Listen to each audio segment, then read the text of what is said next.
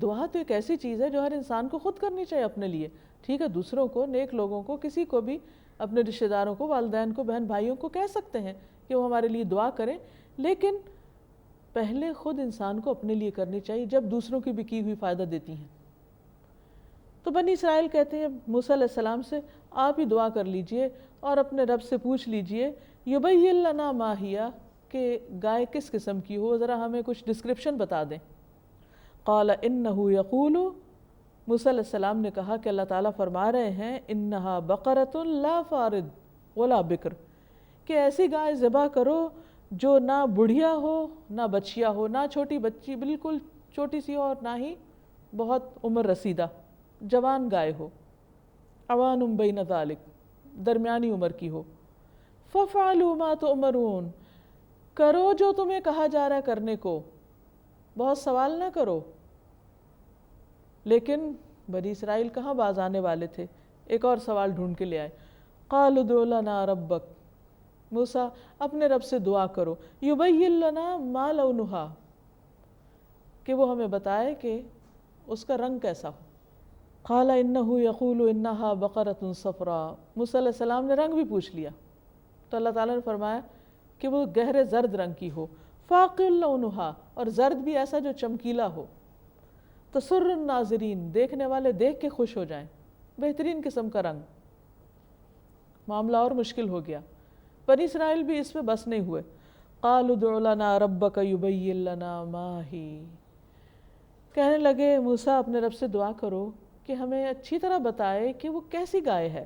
ان البقرۃ تشابہ علینا، کیونکہ بہت ساری گائیں ہیں اور گائے کا معاملہ ہم پہ کچھ مشتبہ ہو گیا۔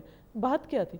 بات یہ تھی کہ وہ ذبح کرنا نہیں چاہتے تھے، اندر سے مشکل تھی، اور یہ ہر اس انسان کے ساتھ ہوتی ہے جو اللہ کے کسی حکم پر عمل نہیں کرنا چاہتا، پھر وہ طرح طرح کی حجتیں کرتا ہے کہ کسی طرح یہ حکم ٹل جائے۔ اس کی مثال ایسے ہی ہے کہ جیسے آپ کے گھر کوئی مہمان آئے اور آپ اس کو کچھ کھلانا پلانا نہ چاہیں تو آپ اس سے کیا سوال کر سکتے ہیں؟ اچھا پانی پیجیے گا، ٹھنڈا لیجیے گا کہ گرم، چائے ہو یا شربت، گلاس میں ہو یا کپ میں ہو، وغیرہ وغیرہ۔ اب آپ دیکھیے کہ جس مہمان سے آپ اتنی باتیں کریں گے تو وہ کہے گا جی شکریہ، میں نہ چائے پی رہا ہوں نہ ٹھنڈا پی رہا ہوں، میں ایسے ہی ٹھیک ہوں۔ تو اسی طرح جب انسان کسی حکم پر عمل نہیں کرنا چاہتا تو بے وجہ کی حجت بازیاں کرتا ہے۔ یہاں بنی اسرائیل بھی کرنا نہیں چاہ رہے تھے، لیکن بادل ناخواستہ کہنے لگے وَإِنَّا إِن شَاءَ اللَّهُ لَمُهْتَدُونَ، اور انشاءاللہ یقیناً ہم اس کو پالیں گے۔ آج ہمارا کیا حال ہے، جو کام ہم کرنا نہیں چاہتے اس پر اتنے ہی زوردار طریقے سے انشاءاللہ کہتے ہیں، لیکن یاد رکھیے کہ اللہ کو سب پتہ ہے کہ دل میں کیا اور زبان سے کیا کر رہے ہیں اور اپنے رویے سے کیا ظاہر کر رہے ہیں۔ منافقت کس چیز کا نام ہے؟ قول اور فعل کے تضاد کا، زبان اور دل کے فرق کا۔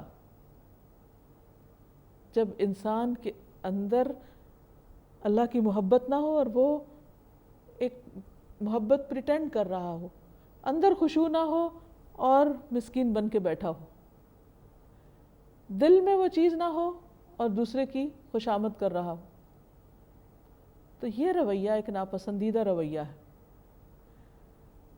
عام طور پر جب کوئی انشاءاللہ کہتا ہے تو لوگ پہلے سے ڈر جاتے ہیں کہ اب یہ کام نہیں ہونے کا۔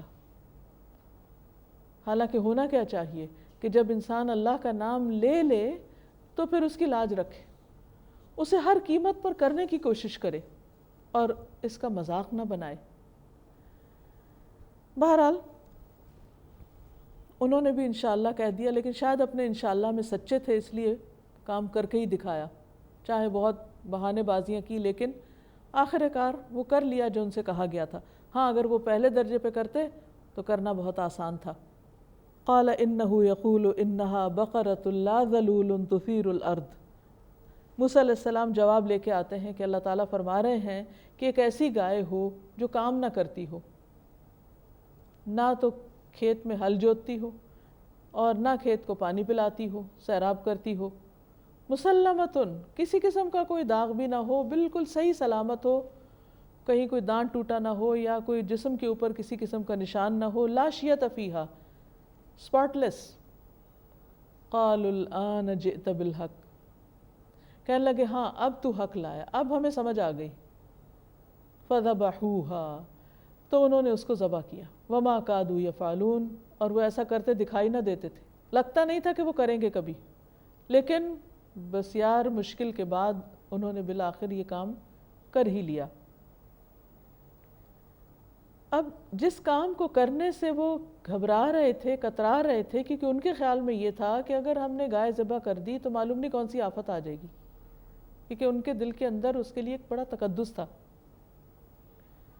تو اللہ سبحانہ وتعالیٰ نے اس گائے کے ذبح کرنے پر ان کی ایک بہت بڑی مشکل بھی حل کر دی۔